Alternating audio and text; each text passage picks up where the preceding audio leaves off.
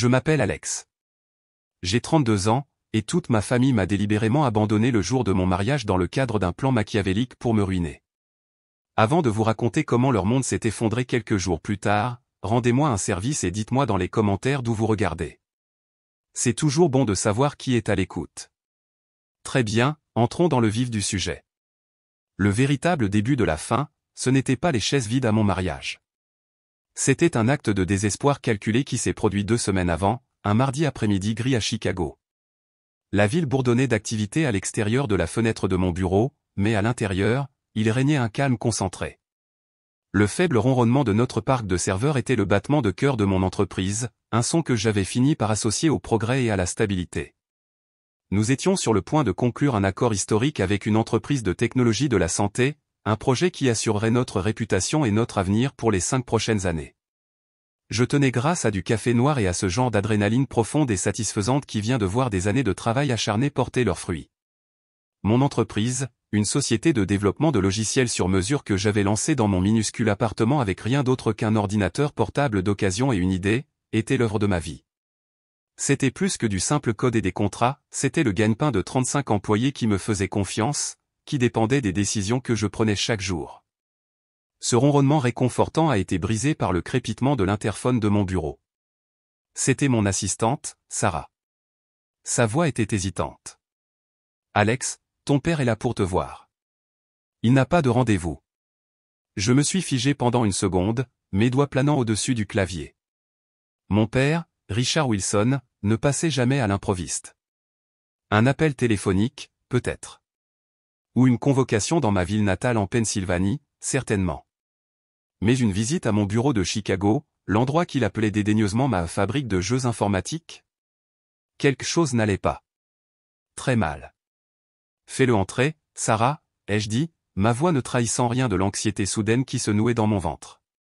Il est entré, et mon anxiété a été immédiatement justifiée. Il avait l'air d'un navire qui prenait l'eau. Son costume coûteux, normalement un symbole de son statut autoproclamé de PDG de Wilson Innovation, était froissé comme s'il avait dormi dedans. Son visage, habituellement rougeaud et confiant, était pâle et tiré. Il a ignoré les politesses habituelles et s'est enfoncé dans l'un des fauteuils en cuir moelleux en face de mon bureau en verre poli, un bureau dont il avait autrefois plaisanté qu'il était trop voyant pour un gamin qui joue avec des jouets. « Alex » commença-t-il, sa voix un râle sec qui portait à peine dans la pièce. « Nous avons un problème grave. » Je me suis penché en arrière, joignant consciemment mes mains sur le bureau pour les empêcher de gigoter.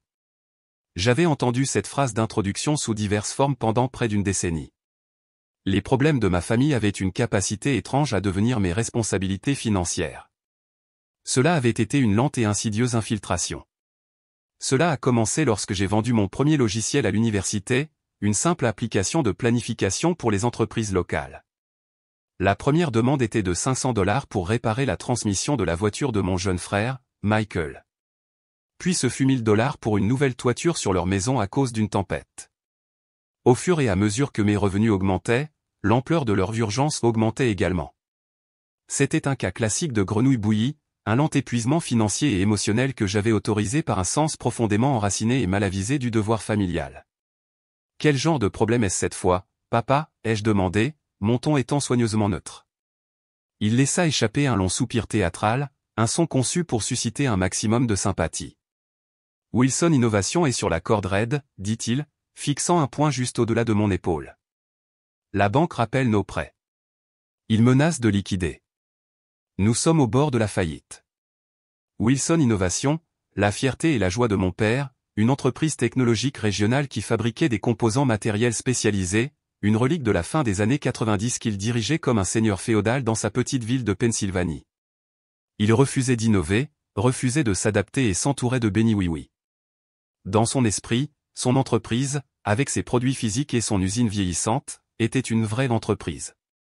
La mienne, une entreprise florissante et agile à la pointe de la technologie logicielle, n'était qu'une distraction numérique.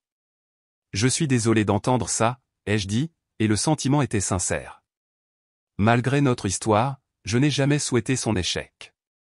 Les regrets ne paient pas les factures, rétorqua-t-il, son désespoir le rendant hostile. Le masque du patriarche fatigué glissa, révélant l'homme en colère et arrogant en dessous.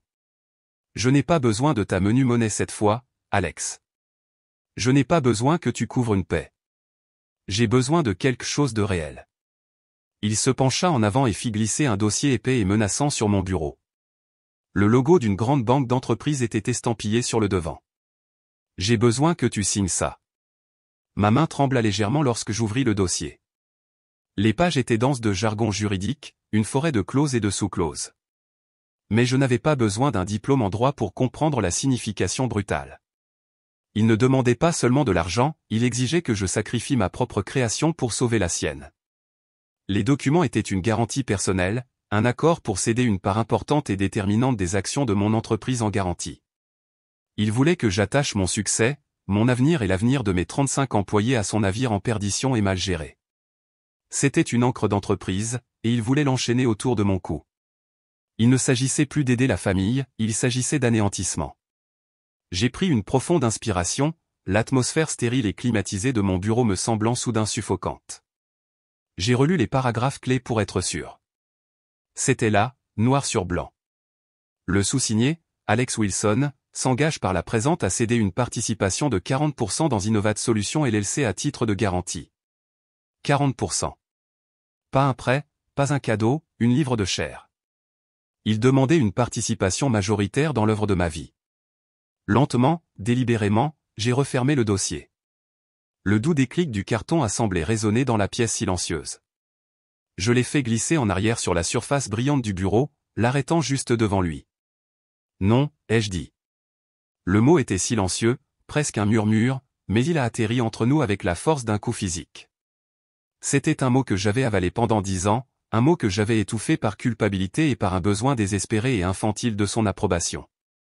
Le dire maintenant était à la fois terrifiant et libérateur. Mon père me regarda, la bouche légèrement bée.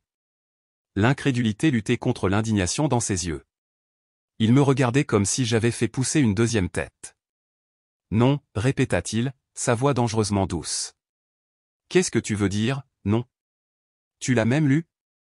C'est l'héritage de la famille dont nous parlons. Le nom Wilson. Ton grand-père se retournerait dans sa tombe. La mention de mon grand-père, un homme que je respectais, un homme qui avait bâti sa propre petite entreprise avec intégrité, était un coup bas. Mon grand-père a bâti son entreprise sur des décisions judicieuses, papa, pas sur des dons, ai-je rétorqué, ma propre voix se durcissant. Et Innovat Solutions est mon héritage. Il y a mon nom sur la porte. J'ai 35 employés ici. Des gens comme Sarah là-bas à la réception. C'est une mère célibataire, le fonds d'études de ses enfants, son hypothèque, toute la stabilité de sa famille dépendent de la stabilité de cette entreprise. Je ne vais pas risquer tout cela, tout ce pourquoi ils ont travaillé, tout ce pourquoi j'ai travaillé, pour te sortir d'une situation que tu as créée par des années de mauvaise gestion. Pendant une décennie, j'avais dit oui. Oui aux 20 000 $ pour le congé sabbatique de recherche d'âme de ma sœur Rebecca en Europe après qu'elle ait obtenu son diplôme de Harvard, un voyage dont elle est revenue avec un sentiment de supériorité encore plus prononcé et une montagne de bagages de marque. Oui à la compte substantielle sur la première maison de son mari Derek, une maison qu'ils utilisent maintenant pour organiser des collectes de fonds pour ses campagnes politiques. Oui encore et encore aux dizaines de milliers de dollars versés à mon frère Michael, l'enfant chéri, pour sa série de 4 entreprises spectaculairement ratées. Mes parents avaient loué son esprit d'entreprise alors même qu'ils brûlaient mon argent sur des projets comme un service de livraison de chaussettes sur mesure et une entreprise de cornichons artisanaux. Tout ce soutien était présenté comme la famille qui cède. Mais l'aide n'a jamais circulé que dans un seul sens. Le souvenir qui a vraiment cimenté ma résolution était vif et amer. Il y a des années, alors que je débutais, j'avais humblement demandé à mon père un petit prêt de 5 000 $ pour acheter un serveur plus puissant. Il avait regardé mon plan d'affaires détaillé, avait éclaté de rire et l'avait rejeté sur la table de ma cuisine.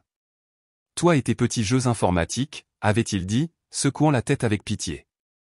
Ne sois pas ridicule. Trouve un vrai travail, un salaire stable. Tu me remercieras plus tard. Je n'ai pas trouvé de vrai travail. J'ai trouvé un deuxième et un troisième emploi, j'ai vécu de nouilles ramen et j'ai acheté ce serveur moi-même. Je n'avais pas oublié la piqûre de ce rejet.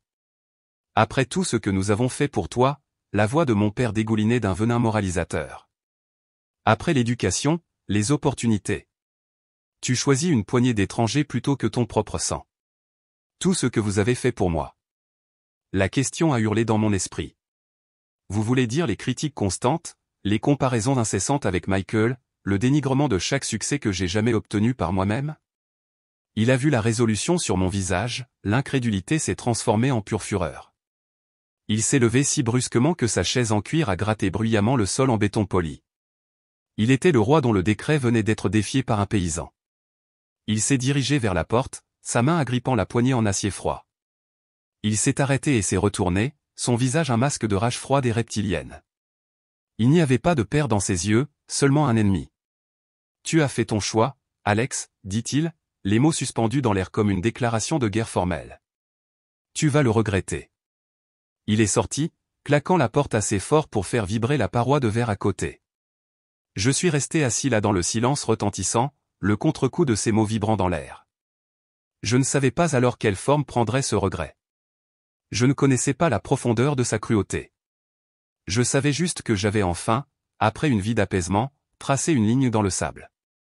Je n'avais aucune idée qu'il prévoyait de transformer cette ligne en une zone de guerre, avec mon mariage comme point zéro. Le jour de mon mariage était, de toutes les mesures objectives, parfait. C'était une journée fraîche et parfaite à la fin du mois de septembre.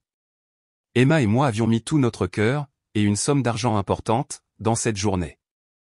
The Amber, le lieu que nous avions choisi, était un magnifique bâtiment historique restauré juste à l'extérieur de Chicago. Briques apparentes, plafond vertigineux et élégantes fenêtres cintrées. La lumière du soleil entrait à flots, faisant danser les particules de poussière dans l'air et illuminant les magnifiques arrangements floraux qui sentaient les lys et l'eucalyptus. Le faible murmure de nos 150 invités emplissait l'espace de chaleur et de vie. C'étaient nos amis, nos collègues, les personnes qui nous avaient soutenus, c'était notre famille choisie. Et puis il y avait la famille dans laquelle je suis né.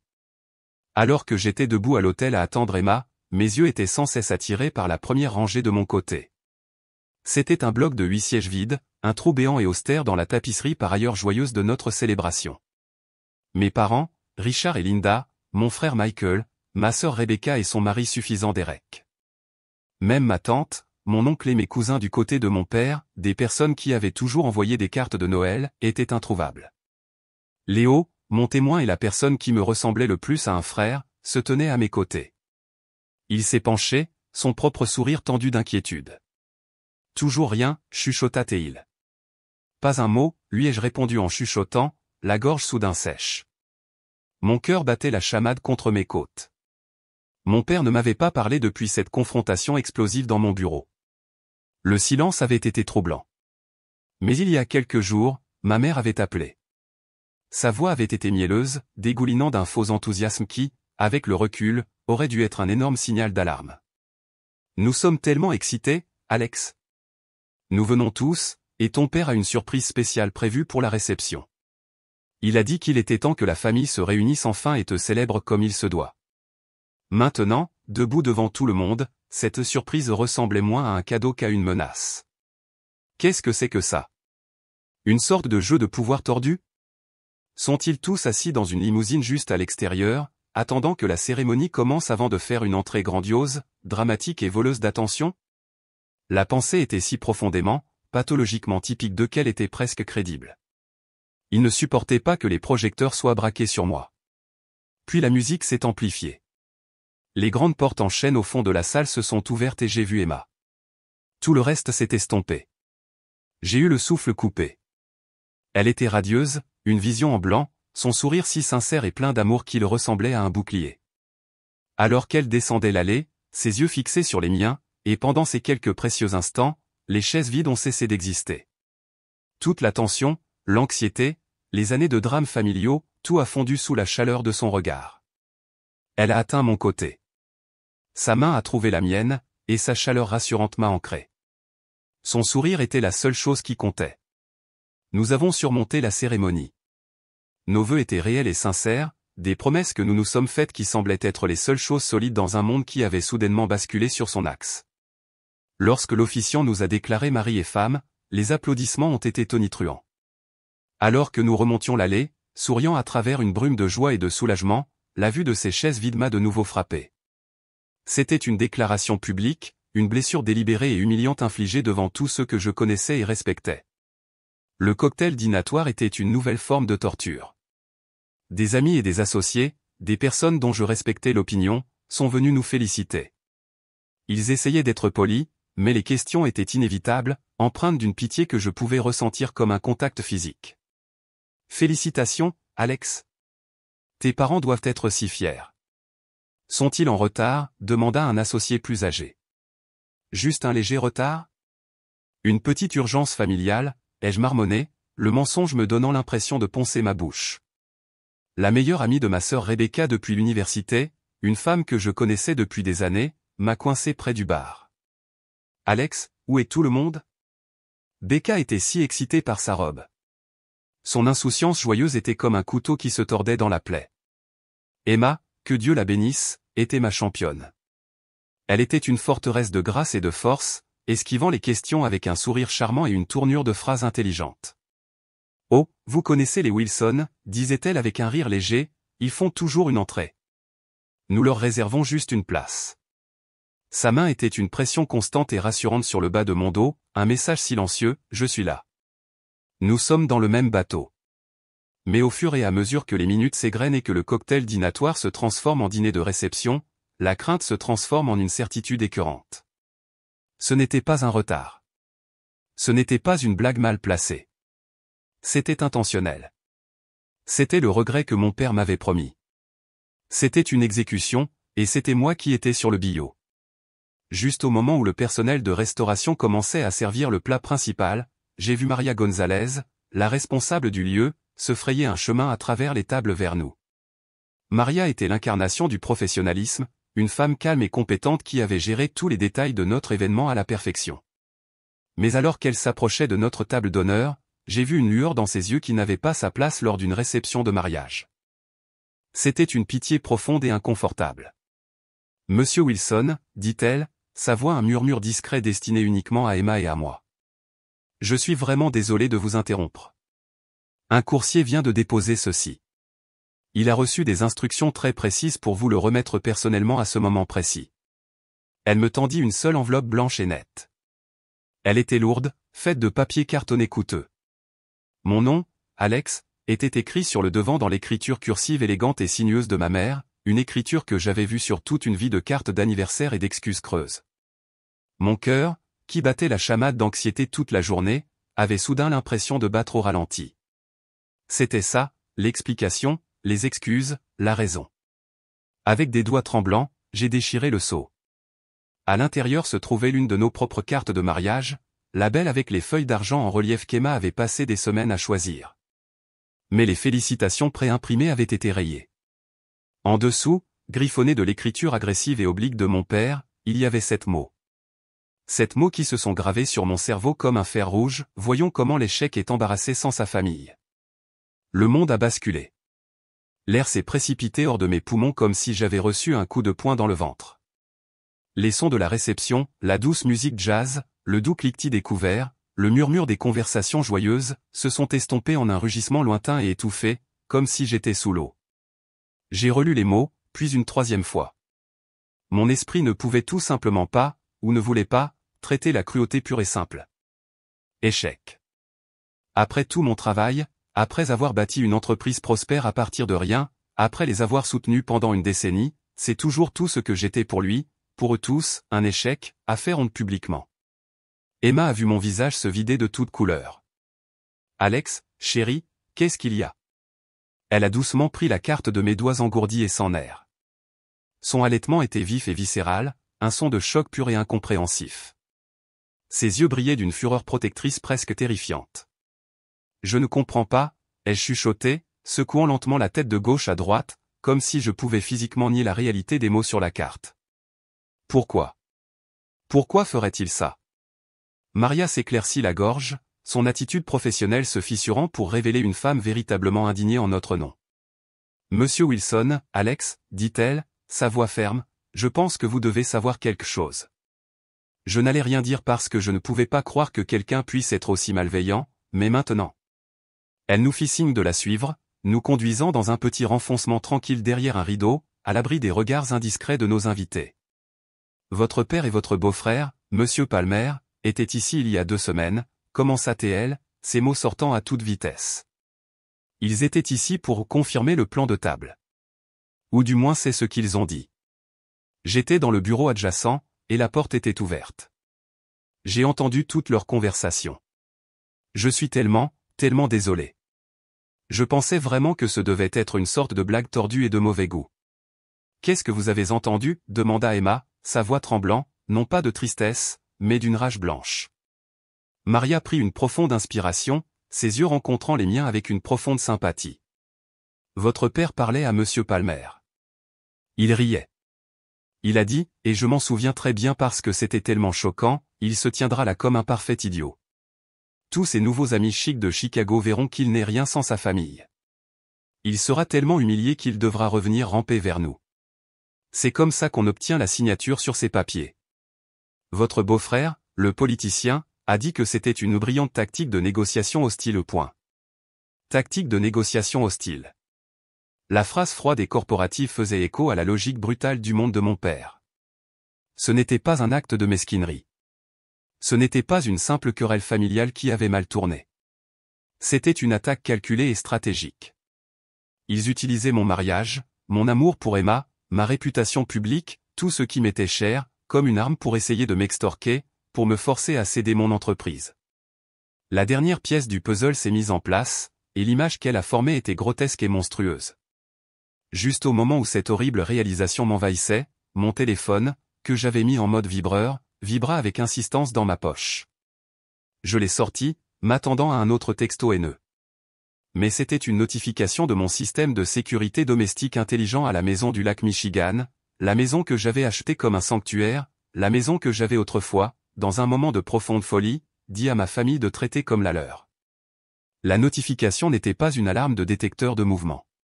C'était une alerte que j'avais configurée moi-même pour une circonstance inhabituelle, une fonctionnalité dont je n'aurais jamais pensé avoir réellement besoin. Activité détectée. Niveaux audio élevés compatibles avec une fête. Plusieurs voix détectées dans le salon. Léo, qui nous avait vu nous éclipser et nous avait suivis avec un regard inquiet, a vu le message par-dessus mon épaule. Ses yeux s'écarquillèrent d'incrédulité. Non, il ne ferait pas ça, souffla-t-il. Il sortit son propre téléphone, ses doigts volant sur l'écran. Il vérifiait les médias sociaux. Son visage devint pâle. Alex, dit-il, sa voix à peine un murmure. Sa main tremblait lorsqu'il tourna son téléphone vers moi. Oh mec, tu dois voir ça. Mon frère, Michael, était à l'écran. Il souriait à la caméra de son téléphone. Il était en direct, et il le faisait depuis l'intérieur de ma maison. L'image sur le téléphone de Léo était un tableau surréaliste et écœurant de trahison. Ce n'était pas seulement une diffusion en direct, c'était une fête de la victoire. Toute ma famille, tous les 8, étaient là, affalés sur mes canapés couleur crème dans le salon de ma maison au bord du lac. La pièce était un sanctuaire que j'avais conçu moi-même, un lieu aux lignes épurées, aux couleurs calmes et aux larges fenêtres donnant sur l'eau. Ils l'avaient violé, transformé en une scène pour leur cruauté. Ils riaient, tenant des verres remplis de mon meilleur bourbon, le truc cher que je gardais pour les occasions spéciales. C'était censé être une occasion spéciale. Mon père, Richard, était là, appuyé avec un sourire suffisant et satisfait sur le visage, ne ressemblant en rien à l'homme désespéré et froissé qui avait plaidé pour mon aide dans mon bureau. Il avait l'air d'un roi inspectant son territoire nouvellement conquis. Ma mère, Linda, montrait ostensiblement un nouveau bracelet en diamant à ma sœur, Rebecca, qui l'admirait avec un regard de satisfaction suffisant. Michael était le maître de cérémonie joyeux de ce spectacle grotesque. Il tenait son téléphone en l'air, un large sourire éméché plaqué sur son visage alors qu'il s'adressait à son public de quelques centaines d'étrangers anonymes. Et un grand bravo à mon grand frère, Alex, bredouilla-t-il, levant son verre dans un toast moqueur qui me fit ressentir une vague de nausées fraîches. Il pense qu'il est trop bien pour nous maintenant, pense que sa petite entreprise d'informatique dans la grande ville fait de lui un gros bonnet. Eh bien, je vous le demande, fit-il un geste dramatique autour de mon salon, qui mène la grande vie maintenant? Il est probablement debout là tout seul, essayant d'expliquer à ses riches nouveaux amis pourquoi sa propre famille l'a planté. Parlons d'embarras. Ah ça. Ils éclatèrent tous de rire et levèrent leurs verres. À la vôtre? Un minuscule cœur déformé de mépris et de trahison diffusé pour que le monde entier le voie. C'était une lapidation publique, un pilori de l'ère numérique, et ils utilisaient ma vie, ma maison, ma réputation comme les pierres. Une chose étrange s'est produite à ce moment-là. La blessure profonde et angoissante d'être abandonné le jour de mon mariage n'a pas disparu, mais elle a été instantanément cautérisée par une émotion différente, une colère si froide, si vive, si parfaitement claire, qu'elle a eu l'impression d'un éclat de glace se formant dans ma poitrine. Le deuil était toujours là, un gouffre béant, mais il était maintenant illuminé par la lumière froide et vive d'une rage pure et clarifiante. Ce n'était plus seulement un différend familial, c'était une violation de la sécurité. Emma a vu la transformation dans mes yeux. Elle a vu la blessure reculer et l'acier la remplacer. Elle est immédiatement passée à l'action, elle était magnifique. Léo, dit-elle, sa voix basse mais crépitante d'autorité, retourne à la réception. Trouve le DJ. Dis-lui qu'on avance les toasts et la danse. Prends le micro, dit Emma. Dis que nous avons été appelés pour une affaire brève et urgente, mais que nous insistons pour que la fête continue. Garde tout le monde heureux. Nous ne les laisserons pas gagner. Nous ne leur donnerons pas la satisfaction de gâcher cette journée. Léo hocha la tête, le visage grave, et se précipita pour limiter les dégâts. Emma se tourna vers moi, son beau visage un masque de détermination furieuse. Elle prit mes mains dans les siennes. Alex, dit-elle, sa voix féroce, respire. Nous allons gérer ça, mais pas maintenant. Ce soir, nous avons 150 amis là-bas qui nous aiment. Nous allons y aller. Nous allons couper notre gâteau. Nous aurons notre première danse, et nous sourirons. Nous leur montrerons, ainsi qu'à tous les autres, que nous sommes incassables. Leur poison s'arrête ici. Il ne doit pas toucher à ce moment. Elle avait raison. J'ai pris une profonde inspiration, en frissonnant. D'accord, dis-je, ma voix gagnant en force. D'accord. Nous sommes retournés dans la salle de réception main dans la main, forçant des sourires sur nos visages. L'heure suivante a été une expérience hors du corps. Nous avons dansé. Nous avons coupé le gâteau. Nous avons écouté Léo et mademoiselle d'honneur prononcer de beaux discours sincères qui évitaient soigneusement toute mention de ma famille. J'avais l'impression d'être un acteur sur scène jouant le rôle du marié heureux. Mais sous la surface, mon esprit était déjà au travail. Une autre partie de mon cerveau, la partie logique, celle qui résout les problèmes, prenait le dessus. Plus tard dans la soirée, après le départ du dernier invité, nous nous sommes retrouvés dans un taxi, non pas en direction d'une suite nuptiale, mais de retour à notre appartement. L'adrénaline était retombée, laissant un silence lourd et épuisé. Lorsque nous sommes entrés, je n'ai pas enlevé mon smoking. Je suis allé directement à mon bureau à domicile. « Qu'est-ce que tu fais » demanda Emma, sa voix douce d'inquiétude. « Je construis un mur » dis-je, m'asseyant à mon bureau et allumant mon ordinateur. Un pare-feu. Mes doigts volaient sur le clavier. Je n'étais plus le fils en deuil ou le marié humilié. J'étais un architecte logiciel. Mon monde était fait de logique, de systèmes, de cryptage et de protocoles sécurisés. Et ma famille venait de devenir une entité hostile, un virus qui devait être mis en quarantaine et éradiqué. Tout d'abord, les emails, tous les comptes personnels et professionnels. Mots de passe modifiés en chaîne de caractères longues, complexes et générés aléatoirement. Téléphone et email de récupération remplacés par ceux d'Emma. Authentification à 2 facteurs activés sur chaque compte à l'aide d'une nouvelle clé matérielle dédiée. Ensuite, toutes les institutions financières, comptes bancaires, portefeuilles d'investissement, cartes de crédit. Nouveau mot de passe, nouvelle question de sécurité, nouveau code PIN.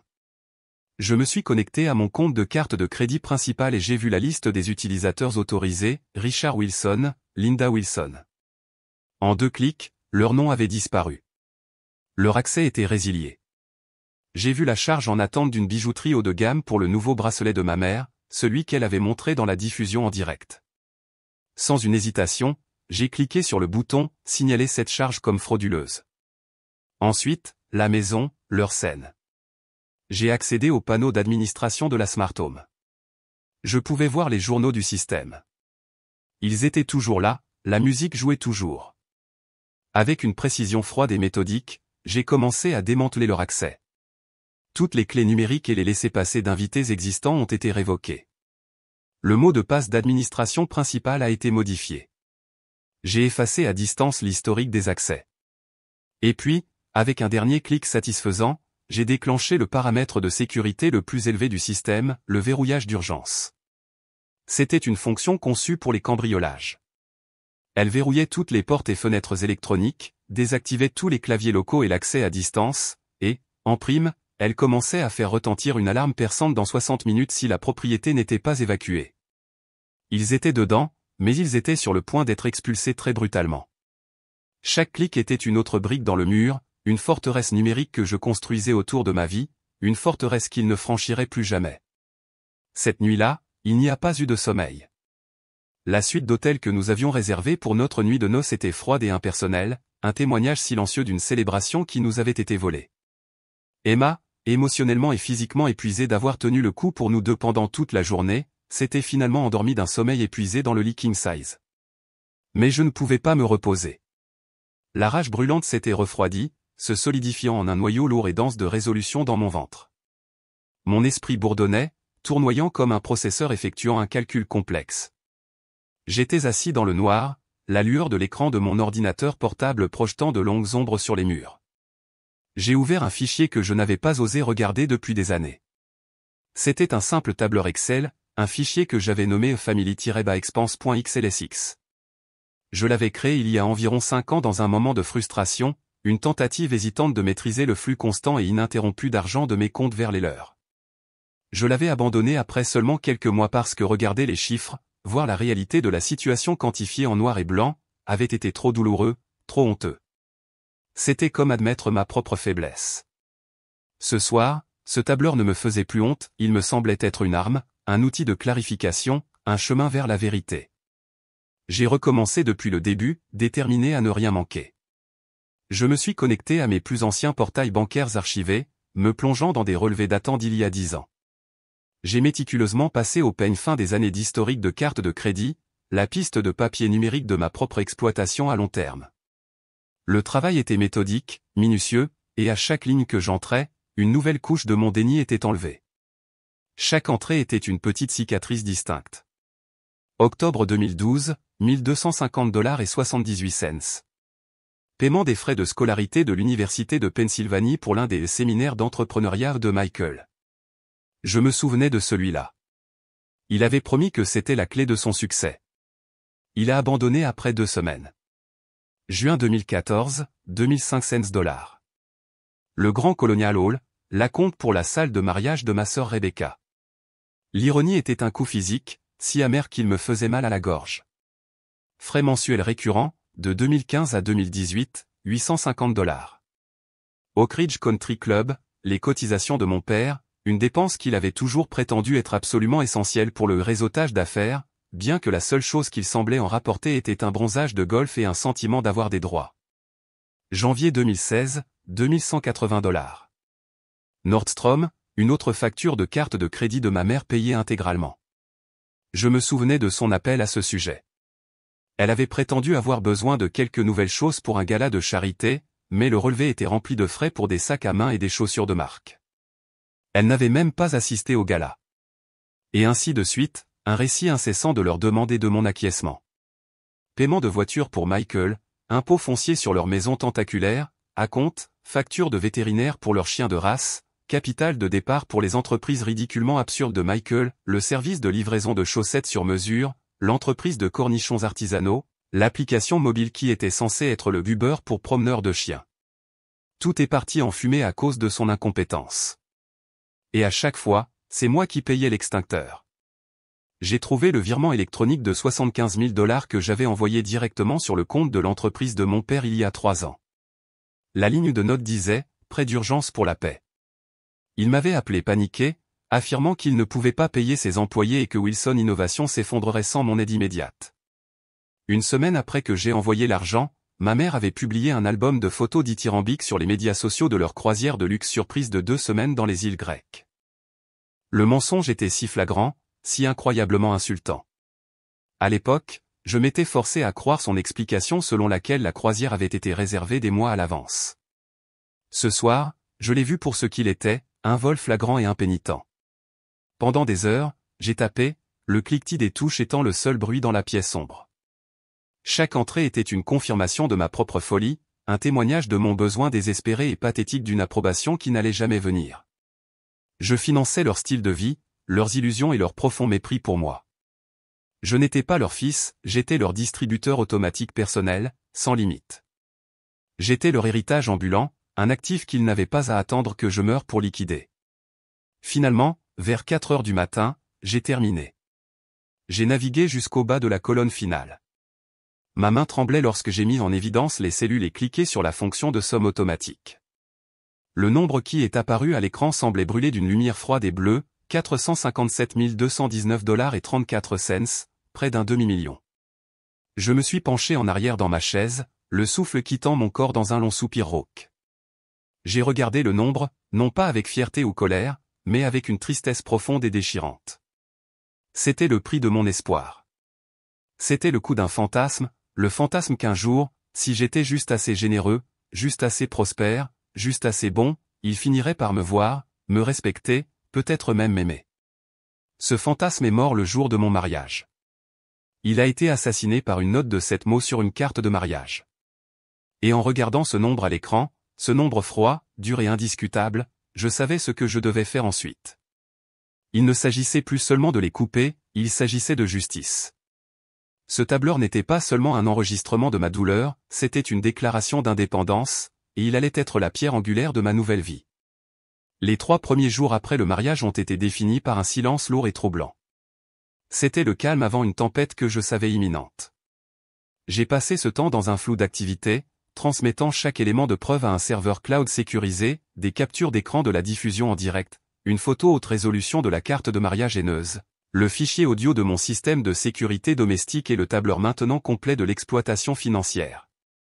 J'ai imaginé ma famille arrivant à la maison du lac après une journée à l'extérieur, constatant que les codes d'accès ne fonctionnaient plus. J'ai imaginé leur confusion se transformant en indignation, puis en panique brute lorsque leurs appels vers moi allaient directement à un message de messagerie vocale nouvellement configuré, « Vous avez atteint un numéro qui n'est plus en service ». La pensée me donnait un sentiment sinistre et creux de satisfaction. Le 4e matin, le barrage de leur arrogance a finalement cédé.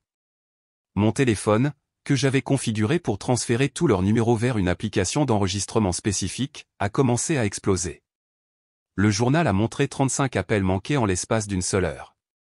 Puis est venu le barrage de textos, un raz-de-marée numérique de droit et de rage. Les premiers venaient de ma mère, Linda, une encapsulation parfaite de sa vision du monde égocentrique. « Alex, qu'est-ce qui se passe ?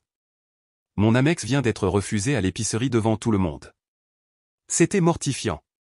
Tu dois m'appeler et régler ça immédiatement. » Quelques minutes plus tard, la banque vient d'appeler Richard à propos du paiement hypothécaire. Ils ont utilisé le mot « délinquant ». As-tu oublié de le payer ? Tu sais à quel point ton père s'inquiète. Et enfin, ce n'est pas drôle, Alexander. Tu contraries ton père. Quel que soit le but que tu penses atteindre, tu l'as atteint. Maintenant, remets nos cartes en marche. Puis sont venus les textos de mon père. Chacun plus agressif et impératif que le précédent. Il ne demandait pas, il ordonnait, décroche le téléphone. Nous devons parler maintenant. Ta petite cascade infantile a assez duré. Tu rétabliras immédiatement mon statut d'utilisateur autorisé sur ton compte de crédit. J'ai des dépenses professionnelles. J'ai besoin de ces 250 000 $ pour la paie trimestrielle. Nous avions un accord. Tu le dois à cette famille, à mon entreprise, de nous aider à traverser ça. Ceux de Michael étaient un mélange pathétique de pleurnicherie et de menaces impuissantes, la voix d'un enfant gâté dont le jouet préféré avait été enlevé. « Mec, qu'est-ce qui se passe ? Je suis enfermé à l'extérieur de la maison du lac. Nous avions des plans pour toute la semaine. Toutes mes affaires sont là-dedans. Tu ne peux pas juste me couper. Nous sommes une famille. Tu as promis que tu m'aiderais toujours avec mes entreprises. Je dis à papa d'appeler son avocat.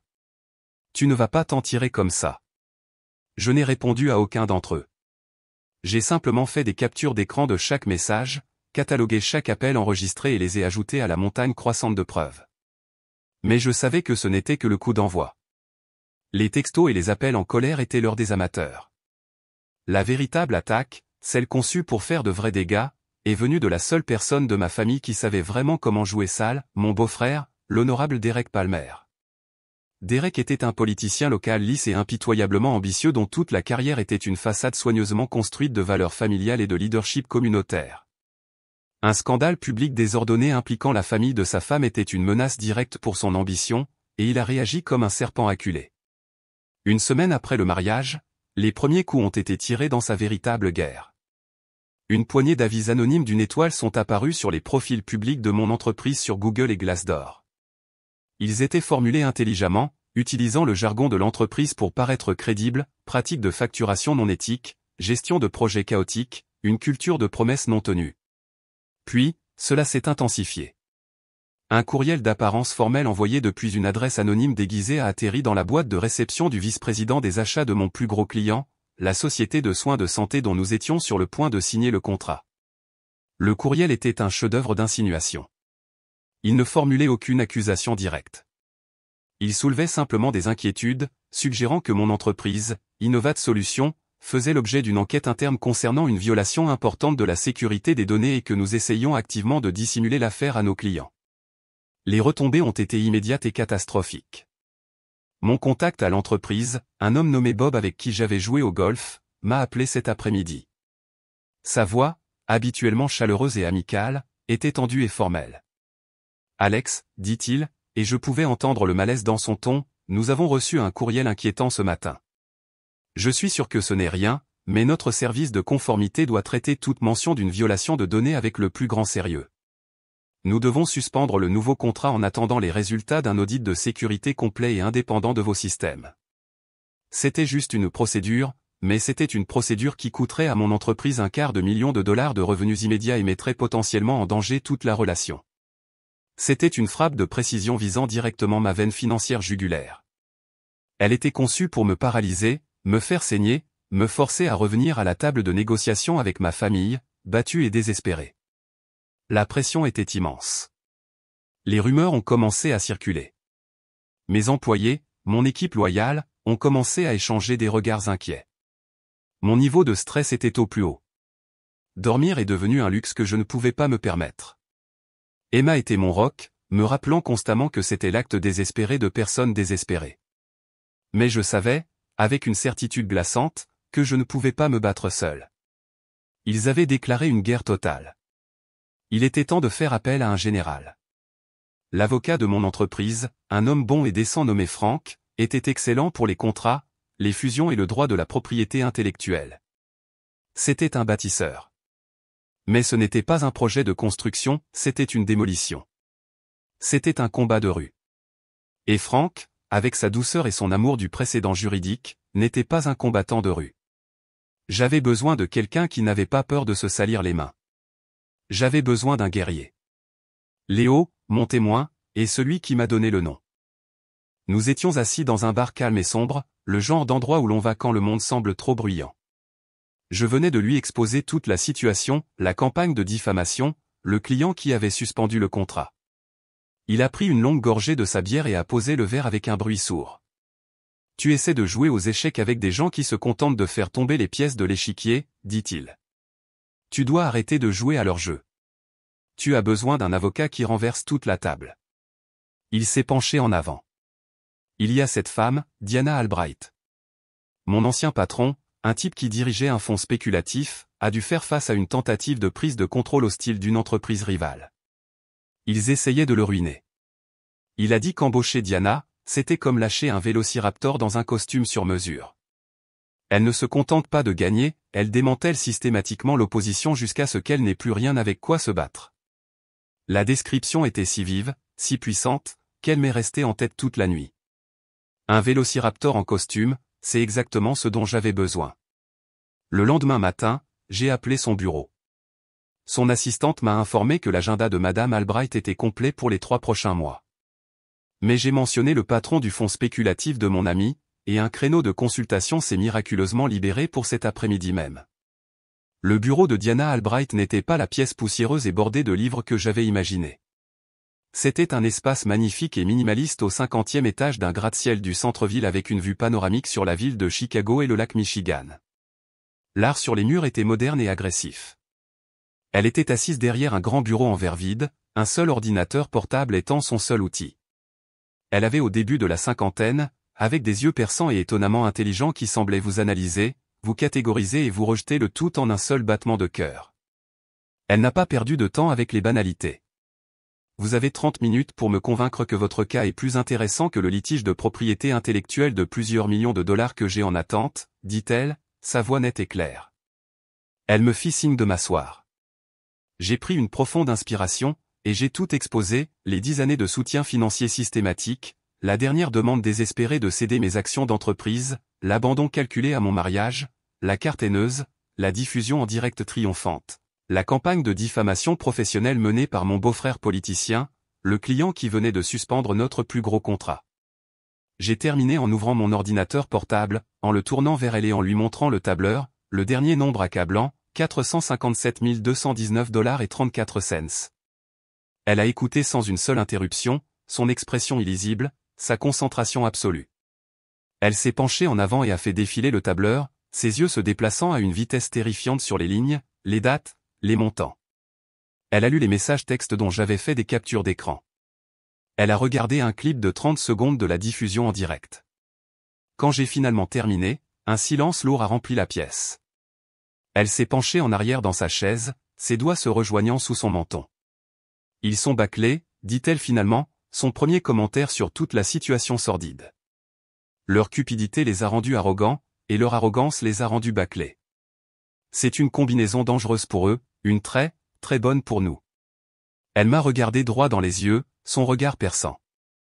Soyons clairs, monsieur Wilson. Je ne suis pas une thérapeute familiale. Je ne règle pas les différends. Je plaide. Je gagne. Alors dites-moi, quel est le résultat souhaité? Je n'ai pas eu à y réfléchir. La réponse a été forgée dans le feu de mon jour de mariage. Je veux qu'il sorte de ma vie, dis-je, les mots sortant avec une force qui m'a surpris moi-même, définitivement. Je veux protéger mon entreprise de leurs attaques, et je veux m'assurer, légalement et financièrement, qu'ils ne pourront plus jamais faire ça à personne, y compris à eux-mêmes, plus jamais. Un lent, mince, sourire de prédateur s'est répandu sur le visage de Diana. Ce n'était pas un sourire chaleureux, c'était le sourire d'un chasseur qui venait de repérer une cible claire et sans ambiguïté. Alors, le résultat que vous souhaitez n'est pas seulement réalisable, il est probable, dit-elle. Mes honoraires de base sont de 20 000 $. Je vous suggère de les payer avant la fin de la journée. Nous avons beaucoup de travail à faire. Nous allons arrêter de défendre, monsieur Wilson. Nous allons commencer à attaquer. En sortant de son bureau et en entrant dans les rues animées de Chicago, j'ai ressenti une lueur d'espoir pour la première fois depuis des semaines. Je n'étais plus seulement une victime. Je n'étais pas seul dans ce combat.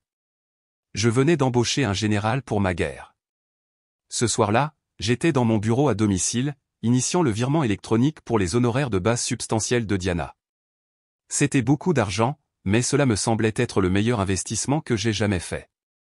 Au moment où j'allais cliquer sur confirmer, mon téléphone a sonné.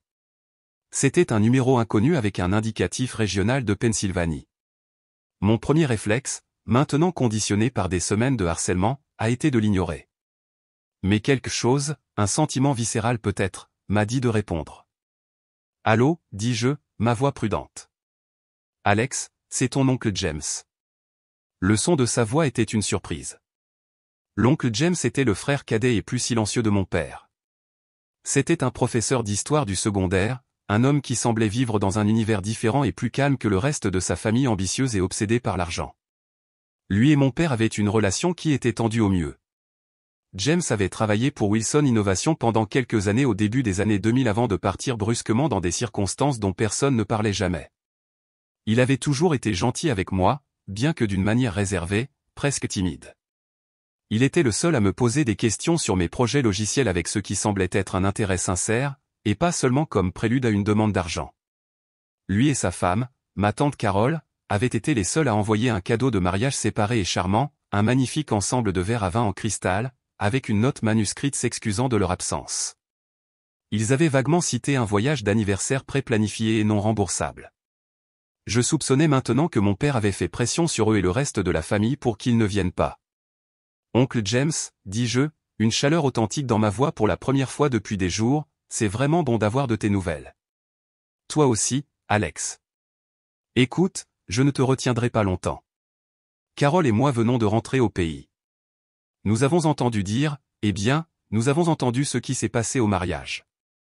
Il s'est arrêté, et je l'ai entendu prendre une profonde inspiration.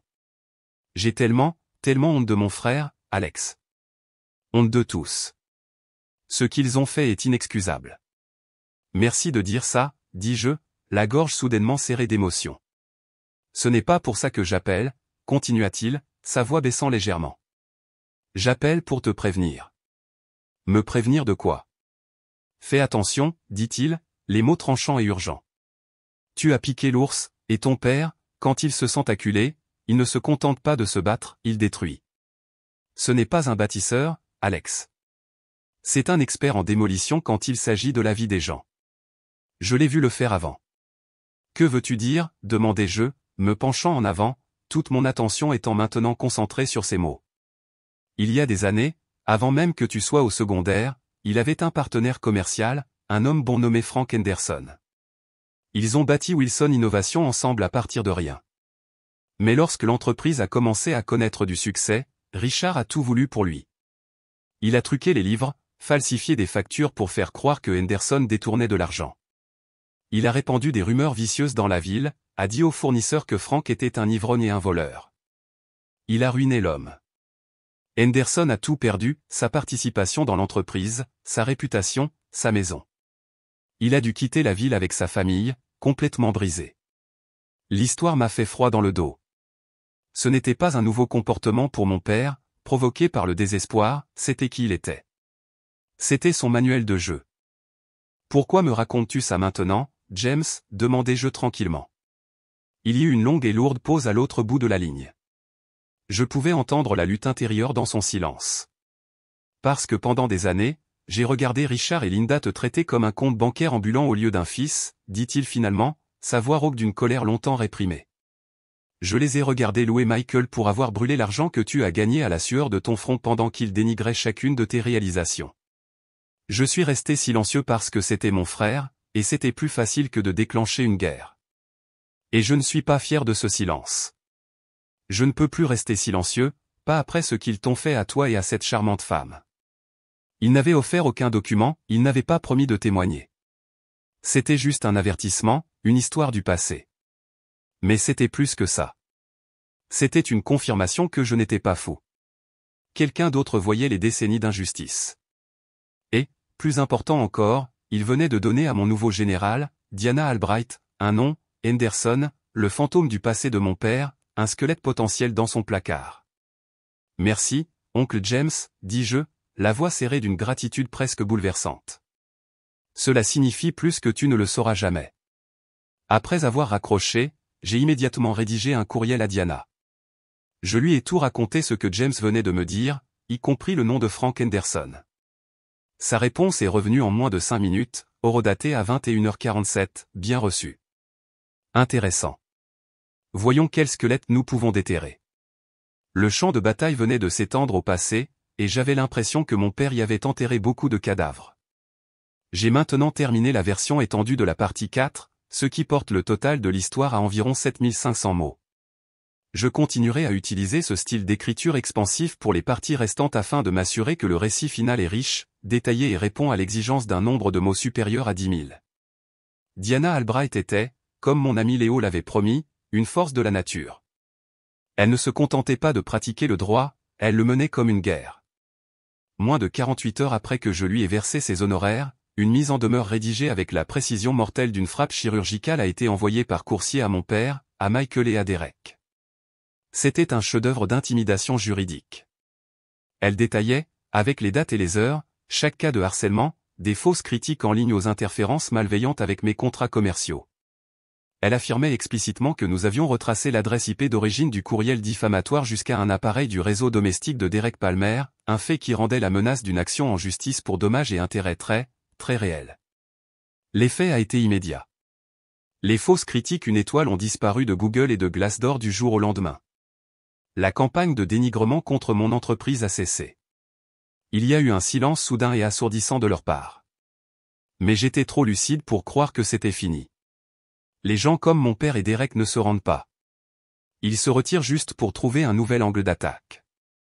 Leur nouvelle stratégie s'est révélée quelques jours plus tard, un dimanche après-midi tranquille. Ma sonnette a retenti. J'ai vérifié le flux de la caméra de sécurité sur mon téléphone et j'ai ressenti une décharge de glace dans mes veines. C'étaient mes parents, sans prévenir, qui se tenaient sur le pas de ma porte. Mon premier instinct viscéral a été de les ignorer ou, mieux encore, d'ouvrir la porte juste pour la leur claquer au nez.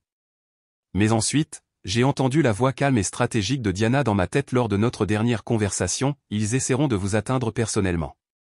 Ils me contourneront. Ils essaieront de faire appel à votre sens de la famille, de la culpabilité.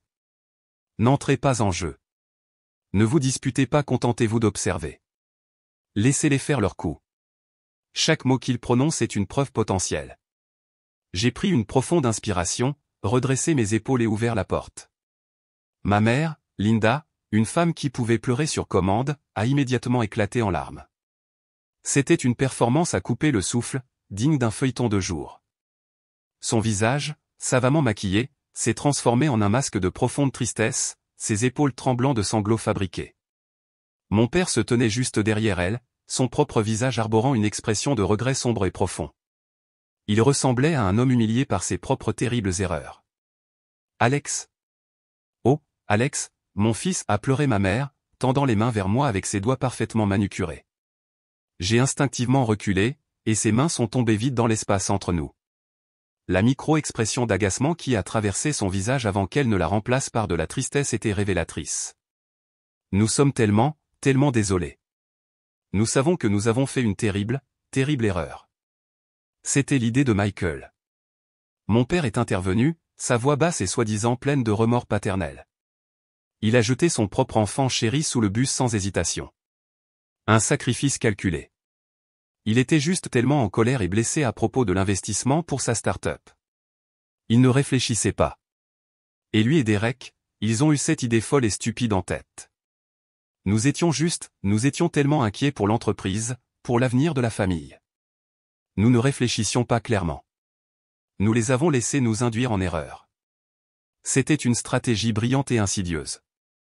Ils essayaient de jouer la dernière carte qu'il leur restait dans leur jeu, mon sentiment de loyauté familiale persistant et profondément enfoui. Ils espéraient exploiter ma culpabilité résiduelle, mon conditionnement de toute une vie à être le responsable, celui qui maintient la paix.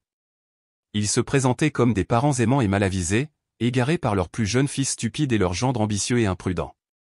Ils tentaient d'isoler le problème, d'offrir Michael et Derek comme boucs émissaires, espérant que cela suffirait à me faire rappeler mon avocate et à leur permettre de se faufiler à nouveau dans ma vie et, inévitablement, dans mon compte bancaire. Emma, qui avait entendu le remue-ménage, est venue se tenir à côté de moi. Elle n'a pas dit un mot. Elle s'est juste tenue là, un mur de soutien silencieux et inébranlable à mes côtés.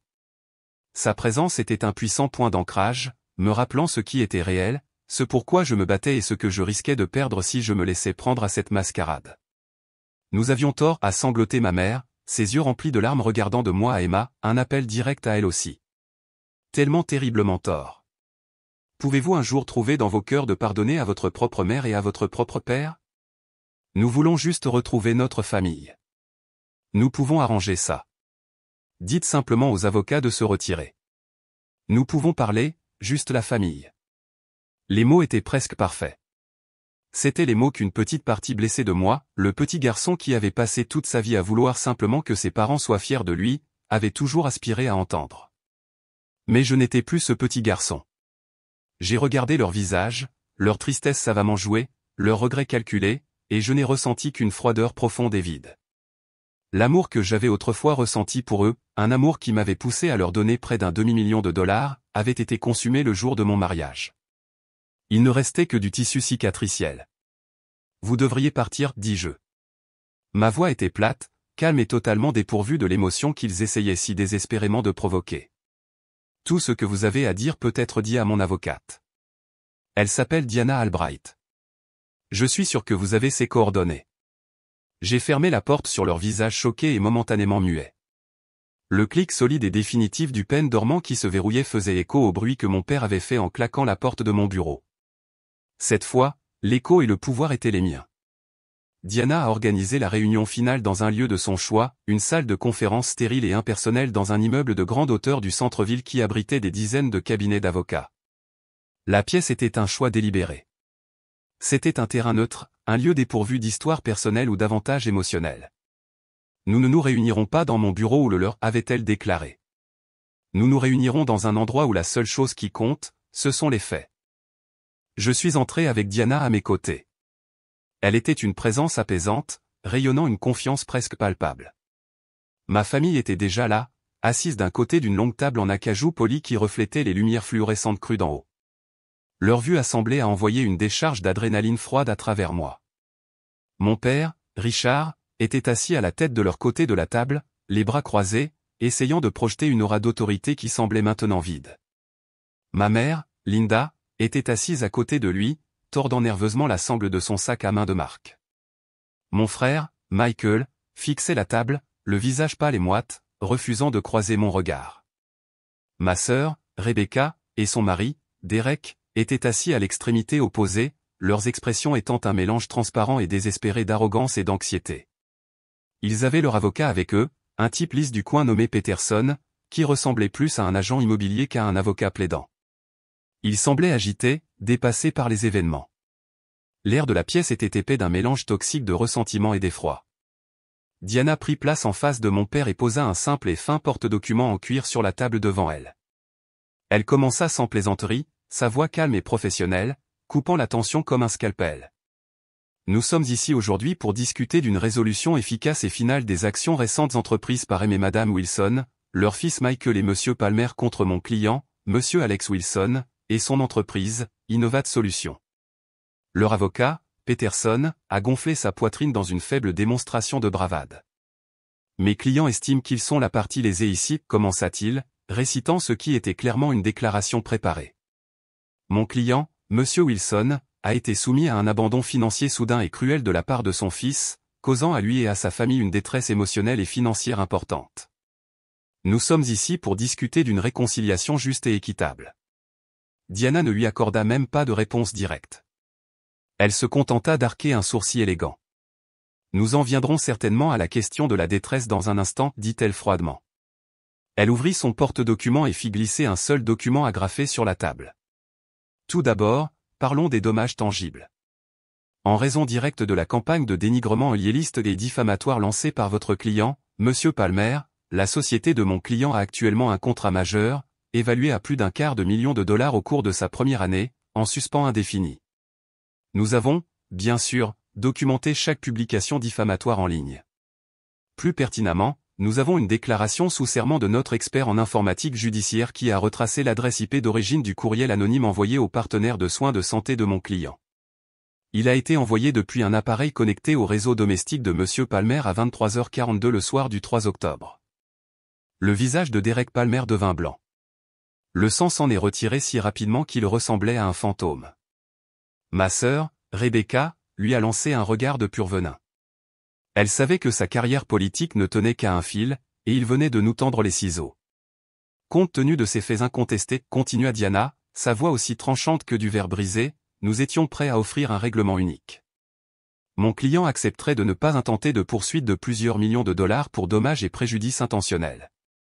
En retour, vous signeriez tous un accord juridiquement contraignant pour cesser tout contact, direct, indirect ou par l'intermédiaire de tiers, avec Alex et sa femme, et pour vous abstenir de tout commentaire public ou privé à leur sujet ou au sujet de leur entreprise à perpétuité. Mon père se mit à rire. C'était un son court, aboyant et incrédule. Vous plaisantez, ricana-t-il. Nous n'allons rien signer du tout. Il nous doit. Après toute une vie d'investissement en lui, il doit sa loyauté à sa famille. Vous doit. Diana répéta les mots lentement, les laissant en suspens dans l'air. Ses yeux se tournèrent vers moi avec un regard qui disait « C'est l'heure du spectacle ». Elle fit un signe de tête presque imperceptible à son assistante, qui était assise tranquillement dans le coin. L'assistante frappa une touche sur son ordinateur portable. Le grand moniteur mural, qui était resté éteint jusqu'à présent, s'illumina. Et là, c'était, ma feuille de calcul, mon registre de la douleur, agrandi en police 72 pour que tous puissent le voir, soutien financier total fourni par Alex Wilson à la famille Wilson, 457 219,34 $. Un halètement collectif audible traversa leur côté de la table. La main de ma mère vola à sa bouche, les yeux grands ouverts de choc. Michael s'enfonça si bas dans sa chaise qu'il sembla rétrécir. Peterson, leur avocat, fixa le chiffre, la mâchoire relâchée. Mon père fixa l'écran, son visage devenant rouge brique, furieux. Il se leva d'un bond, pointant un doigt tremblant sur moi, son sang-froid totalement brisé. « Tu as tenu une liste, rugit-il, sa voix se brisant. Espèce de petit serpent ingrat. Tout ce temps, tu as tenu une putain de liste. C'est une liste très détaillée et méticuleusement documentée, dit Diana, sa voix coupant sa rage, avec les dates, les montants et les relevés de transactions bancaires correspondants pour étayer chaque entrée. C'est admissible comme preuve. Leur avocat balbutiait, essayant de formuler une objection. C'est une affaire de famille privée. C'est hors de propos. La fraude n'est jamais une affaire de famille privée, rétorqua Diana. Elle fit à nouveau un signe de tête à son assistante. L'écran changea. C'était maintenant un lecteur audio. Une forme d'onde apparut. Et puis le son de leur propre voix, de leur propre rire, remplit la pièce silencieuse et stérile. L'audio du système de sécurité de ma maison le soir de mon mariage. La voix pâteuse de Michael résonna dans les haut-parleurs, il pense que sa petite entreprise d'informatique fait de lui un gros bonnet. Eh bien, regardez qui mène la grande vie maintenant, la voix de mon père, riant. Ah ça. Il va retenir la leçon. Il reviendra à quatre pattes. Ma mère se mit à pleurer. Mais ce n'étaient pas les larmes de crocodile de mon seuil. C'étaient les sanglots réels et rauques d'une humiliation totale et complète. Et enfin, dit Diana, sa voix tombant à un presque murmure, assenant le coup de grâce, parlons d'un homme nommé Frank Henderson. Mon père s'est figé en plein milieu de son accès de colère. La couleur, la vie, tout a disparu de son visage. Il avait l'air d'avoir été transformé en pierre.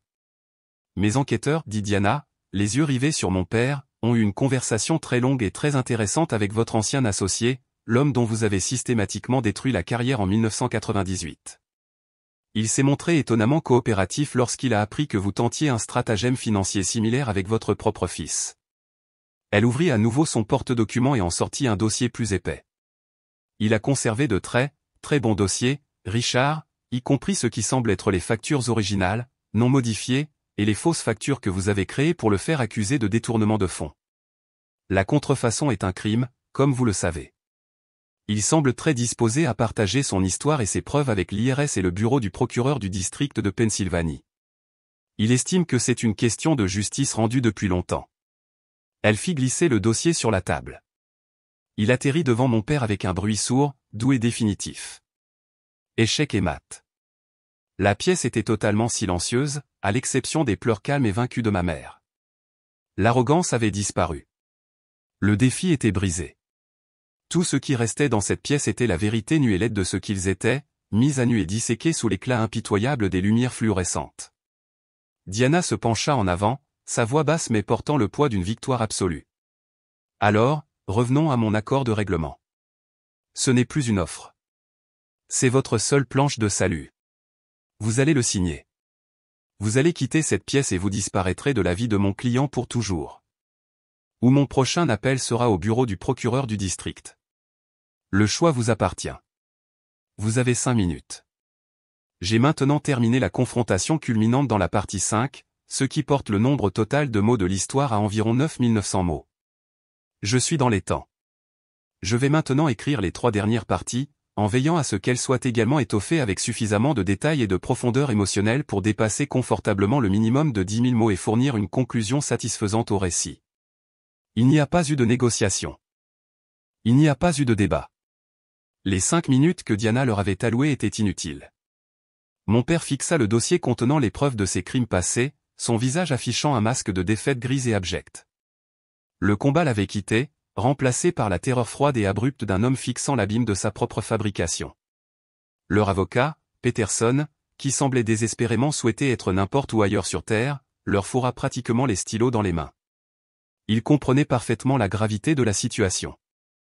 Il ne s'agissait plus d'un différend familial concernant de l'argent, il s'agissait de garder ses clients hors de prison. Ils ont signé l'accord un par un dans un silence lourd et mort. Leurs mouvements étaient raides, saccadés, les mouvements d'automate. La signature de mon père, habituellement un gribouillis audacieux et arrogant qui occupait la moitié d'une page, était maintenant une ligne tremblante et mince, la main d'un vieil homme vaincu. Ils ne voulaient pas me regarder. Aucun d'eux ne le voulait.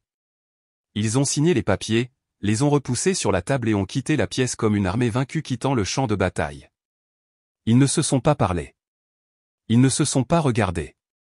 Le lien toxique de leur cupidité et de leur arrogance partagée avait été brisé, ne laissant que 5 individus isolés et brisés. La guerre était finie. Et je n'avais pas seulement gagné, j'avais survécu. Les conséquences de leur longue campagne de tromperie et de son échec ultime se sont répercutées avec l'efficacité rapide et brutale d'une catastrophe naturelle. C'était comme retirer un seul bloc de Jenga critique qui fait s'effondrer toute la tour vacillante de leur vie en ruine. Un mois plus tard, un petit article sans cérémonie est paru dans la section économique du journal local de Pennsylvanie en ligne. Wilson Innovation se déclare en faillite en vertu du chapitre 11, invoquant une dette insurmontable. L'entreprise que mon père avait construite sur la ruine d'un autre homme, son précieux héritage, était officiellement morte. 2 mois plus tard, tout en consultant des sites web immobiliers pour une raison différente, je suis tombé sur une annonce qui a arrêté mon cœur pendant une seconde. C'était leur maison. La maison où j'ai grandi. La maison dont j'avais couvert les paiements hypothécaires et les impôts fonciers pendant la majeure partie de 5 ans. Le titre était austère et clinique, vente aux enchères de saisie bancaire. Les photos montraient des pièces vides et résonnantes, dépouillées des meubles et du décor coûteux que j'avais indirectement payé. C'étaient les fantômes d'une vie qu'ils ne pouvaient plus se permettre. J'ai appris plus tard par un cousin éloigné qu'ils avaient été contraints de déménager dans un petit condo de location exigu de l'autre côté de la ville, à des années-lumière du quartier verdoyant et aisé qu'ils avaient dominé pendant si longtemps. Le monde soigneusement organisé de ma mère, composé de déjeuners de clubs de campagne et de séances de magasinage chez des créateurs, s'était rétréci aux 4 murs d'un appartement de 2 chambres. La dernière start-up géniale de Michael, celle pour laquelle il était prêt à gâcher mon mariage, a disparu d'Internet sans laisser de traces. Son site web Tapa accent grave-l'œil a été remplacé par une erreur 404 not found. Sans mon flot incessant d'argent liquide pour alimenter ses illusions, il a finalement été contraint de faire face à la dure réalité du monde réel. Le même cousin éloigné m'a dit qu'il travaillait dans la réserve d'un grand magasin à décharger des camions. Pour la première fois de ses 28 ans, il devait gagner un vrai salaire. Mais la nouvelle la plus publique et peut-être la plus satisfaisante est venue d'un communiqué de presse officiel du bureau politique de Derek Palmer. Il a annoncé, avec un grand regret fin, qu'il ne solliciterait pas sa réélection lors du prochain cycle, invoquant un désir soudain de passer plus de temps avec sa famille. La vérité, comme l'enquêteur de Diana l'a confirmé plus tard lors d'un appel téléphonique discret et triomphant, était que son parti politique l'avait laissé tomber sans cérémonie. Les rumeurs sur ses tactiques contraires à l'éthique dans le monde des affaires, combinées à l'implosion financière spectaculaire et très publique de la famille de sa femme, avaient fait de lui un boulet. Son ambition, le moteur de toute sa vie, avait été sa perte. Et ma sœur, Rebecca, la diplômée de Harvard qui avait toujours regardé de haut mon travail technique, était maintenant mariée à un homme politique déchu, son statut social s'évaporant du jour au lendemain. J'ai essayé de me dire que je ne prenais aucun plaisir à leur destruction. J'ai essayé d'être le plus grand, mais assis dans mon bureau tranquille, regardant la ville prospère, je ne pouvais pas nier le sentiment discret et indéniable de justice. C'était un sentiment d'équilibre rétabli dans l'univers. Ils n'avaient pas seulement été punis par moi, ils avaient été consumés par les conséquences de leur propre choix. Ils avaient construit leur vie sur des fondations de cupidité, d'arrogance et d'exploitation. Et une maison avec des fondations pourries finira toujours par s'effondrer. Quelques semaines après la dernière réunion décisive, je suis allé en voiture dans la banlieue pour voir mon oncle James. C'était un samedi, et les feuilles d'automne étaient dans toute leur splendeur, un contraste frappant avec le sentiment gris et délavé qui s'était installé dans mon propre cœur. L'adrénaline initiale de la victoire s'était estompée, laissant derrière elle un étrange et profond silence. Je l'ai trouvé dans son jardin, agenouillé dans son potager, soignant soigneusement ses plants de tomates de fin de saison. Il m'a accueilli avec un sourire chaleureux et sincère, un sourire que je réalisais maintenant être l'une des rares expressions honnêtes d'affection que j'avais jamais reçues de ce côté de la famille. Il essuya la terre de ses mains, et nous nous sommes assis sur son porche en bois vieilli en buvant de grands verres de thé glacé que sa femme, Carole, nous a apportés. Pendant un certain temps, nous n'avons pas parlé de la famille. Nous avons parlé de choses sûres. Il m'a posé des questions sur mon entreprise, et je lui ai parlé du nouveau contrat de soins de santé qui avait finalement été signé. Je lui ai posé des questions sur son cours d'histoire du lycée, et il m'a raconté une histoire amusante sur le fait d'essayer d'expliquer les complexités de la guerre froide à un groupe d'adolescents plus intéressés par leur téléphone. C'était facile, normal. Finalement, dans une accalmie confortable de la conversation, j'ai posé la question qui me trottait dans la tête. Pourquoi as-tu vraiment fait ça, James, ai-je demandé, en regardant ces rangées ordonnées de légumes. Pourquoi m'as-tu aidé? C'est ton frère aîné. Il resta silencieux pendant un long moment, faisant tournoyer la glace dans son verre. Il regarda son jardin, le visage pensif. La famille est censée être une source de force, Alex, dit-il enfin, sa voix calme mais ferme. C'est censé être un refuge sûr dans la tempête.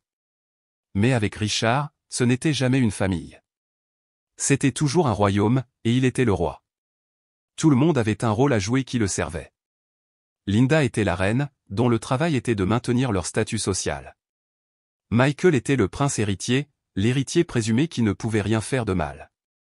Et toi, mon garçon, tu étais le trésor. Il se tourna pour me regarder, les yeux remplis d'une profonde et triste compréhension. Ton travail était de maintenir le royaume financé, de payer pour leur style de vie, de financer leurs ambitions. Et au moment où le trésor disait non, tu n'étais plus un fils, tu étais un traître à la couronne. Je ne pouvais pas rester là et regarder le royaume vider son propre trésor à sec et ensuite avoir l'audace de lui reprocher d'être vide. Je ne pouvais tout simplement plus le faire. Je lui ai alors avoué quelque chose que je n'avais même pas entièrement admis à Emma parce que j'avais peur que cela sonne ingrat. Je pensais que je me sentirais mieux une fois que tout serait terminé, dis-je doucement, ma voix à peine un murmure. Plus léger, justifié. Et c'est le cas parfois, mais la plupart du temps, je me sens juste vide. C'est comme un membre fantôme. Je sais que ma famille était toxique. Je sais que cette partie de ma vie devait être amputée pour sauver le reste de moi. Mais je peux encore le sentir parfois, me faire mal. James hocha lentement la tête, son regard plein d'une profonde empathie qui me noua la gorge. Bien sûr que oui, mon fils. Ça s'appelle le deuil. Et tu dois comprendre que tu ne pleures pas la famille que tu as réellement perdue. Parce que, à bien des égards, tu ne les as jamais vraiment eus pour commencer. Tu pleures la famille que tu aurais dû avoir, celle que chaque enfant mérite, une famille avec des parents qui ont célébré ton succès au lieu de le considérer comme une ressource à piller. Il se pencha et posa une main ferme et chaleureuse sur mon épaule. Cette douleur, Alex, c'est ce qui te rappelle que tu as un cœur. C'est une cicatrice. Et les cicatrices ne sont pas des signes de faiblesse, elles sont la preuve que tu as survécu à quelque chose qui aurait dû te détruire. N'en aie pas honte. Laisse-la te rappeler ta propre force. Laisse-la être un guide pour ce qu'il faut rechercher et ce qu'il faut éviter lorsque tu construis une nouvelle famille à toi, une famille construite sur l'amour, pas sur des registres. Ces mots étaient un baume sur une blessure dont je ne réalisais même pas qu'elle était encore si vive et ouverte. Il avait raison. Il était temps d'arrêter de fouiller dans les ruines du royaume déchu de mon père. Il était temps de commencer à poser les fondations de mon propre royaume. L'année qui a suivi la confrontation a été une année de transformation profonde et silencieuse. Ce n'était pas un changement soudain et cinématographique, mais une reconstruction lente et régulière, tant à l'extérieur qu'à l'intérieur. Avec le procès réglé et le drame constant et épuisant enfin extirpé de ma vie, j'ai eu l'impression qu'un énorme bourdonnement d'anxiété à basse fréquence dont je n'avais même pas pleinement conscience avait soudainement été éteint. L'effet sur mon entreprise a été immédiat. La Healthcare Corporation, impressionnée par notre transparence et la résilience dont nous avions fait preuve pendant l'épreuve, a non seulement rétabli le contrat initial, mais a également élargi sa portée, ajoutant une nouvelle phase de développement encore plus lucrative. Mon équipe, qui était restée à mes côtés avec une loyauté inébranlable malgré l'incertitude et les rumeurs, a travaillé avec un sens renouvelé du but et de la camaraderie. Nous avions traversé un incendie ensemble et en étions sortis plus forts. Nous n'étions plus seulement une entreprise, nous étions une unité. Nous avons terminé cet exercice financier avec un chiffre d'affaires en hausse de 30%, ce qui témoigne de la concentration et de l'énergie qui n'étaient plus aspirées par la toxicité familiale. Mais les changements les plus significatifs n'étaient pas quantifiables dans un bilan, ils se produisaient à l'intérieur de moi. Le monde paraissait différent. Mon processus de prise de décision avait été fondamentalement modifié. Un après-midi, environ 6 mois après le règlement, j'étais dans une réunion du conseil d'administration avec les fondateurs d'une start-up TAP à accent graveleuil de commerce électronique. Ils cherchaient un partenariat, souhaitant que mon entreprise construise leur infrastructure dorsale. L'accord était incroyablement rentable, le genre de projet de haut niveau qui nous ferait écrire dans les revues technologiques. Il y a un an, j'aurais sauté dessus sans hésiter. Mais en écoutant les fondateurs parler avec leur rhétorique habile de rupture et de capture agressive du marché, j'ai vu mon père en eux. J'ai vu la même volonté de couper les coins ronds de l'éthique, le même rejet des risques potentiels pour les données des utilisateurs, la même focalisation sur le profit avant tout. Il y avait une onctuosité, un vide, qui m'a agacé. À la fin de la réunion, j'ai poliment refusé le partenariat. Mon développeur principal, un type brillant nommé Ben, est retourné à mon bureau avec moi, l'air confus. Alex, c'était beaucoup d'argent pour y renoncer, dit-il. En es-tu sûr? Je l'ai regardé et j'ai souri. Un vrai sourire. Certains argents coûtent trop cher, Ben, ai-je dit.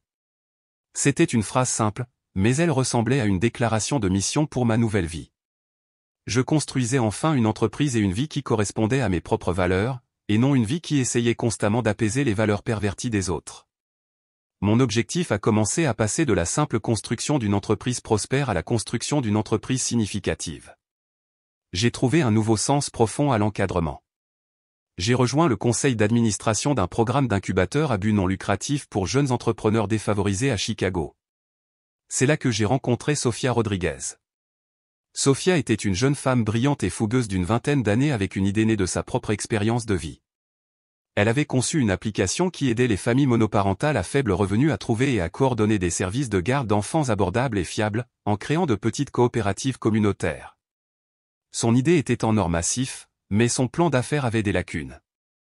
Elle était passionnée et intelligente, mais elle ne savait pas comment naviguer dans le monde du capital risque ou de la structure d'entreprise. Elle me rappelait tellement moi-même il y a 10 ans, pleine de potentiel, mais ayant désespérément besoin des conseils de quelqu'un qui avait déjà parcouru le chemin. Je l'ai prise sous mon aile. Je suis devenu son mentor officiel. Je ne lui ai pas donné un seul dollar, je lui ai donné quelque chose de bien plus précieux, mon temps, mon expertise, mon réseau. Nous avons passé des heures dans mon bureau les week-ends à éplucher son plan d'affaires, à tester son code, à affiner son pitch deck. Je l'ai présenté à Franck, mon ancien avocat au bon cœur, qui l'a aidé à mettre en place sa structure d'entreprise à titre gracieux. Je l'ai préparé aux présentations aux investisseurs, en jouant le rôle du capital risqueur sceptique.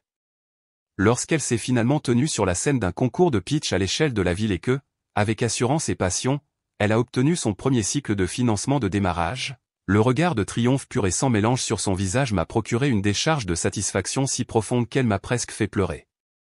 C'était un sentiment plus gratifiant que n'importe quel contrat que j'ai jamais signé. Je devenais le mentor dont j'avais moi-même si désespérément besoin.